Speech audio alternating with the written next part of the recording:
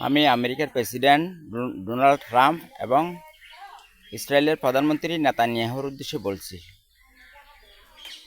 আপনারা ইরানের সম্পদকে লুণ্ঠন করার জন্য এবং ইরানকে ধ্বংস করার জন্য আমেরিকা এবং ইসরায়েল মিলে ইরানের উপর হামলা করেছেন।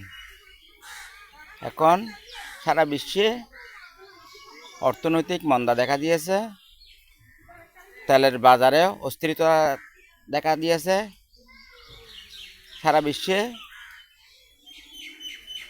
জ্বালানি গ্যাসের মজুদ ফুরিয়ে এসেছে। এখন সারা বিশ্বে অস্থিরতা বিরাজ করছে।